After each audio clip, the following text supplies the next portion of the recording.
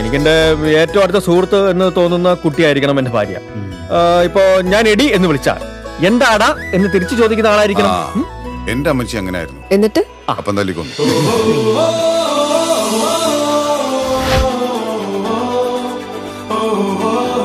തന്നെപ്പോലൊരു കൂട്ടുകാരൻ എനിക്ക് പണ്ടേ ഉണ്ടായിരുന്നെങ്കിൽ എന്റെ കല്യാണം പണ്ടേ നടന്നു പോയി. കല്യാണോ? നീ മിനിമം ഒരു 1/2 ഡസൻ കുട്ടികളുടെ അച്ഛനായേനെ.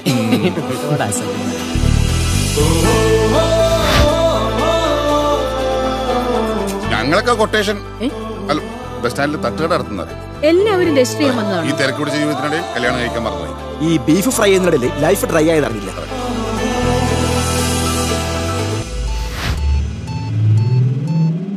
എടോ, അതിനിവിടെ ആണുങ്ങൾക്കും പെണ്ണുങ്ങൾക്കും വെവ്വേറെ ഡോർമെട്രിയാ.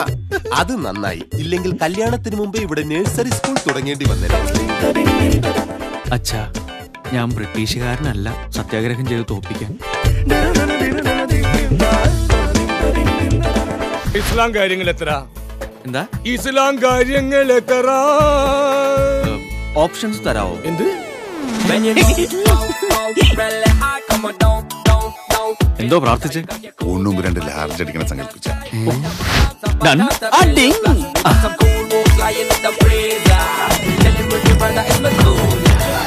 Stop the music and get really loud. Come and let me hear you sing for me, bro.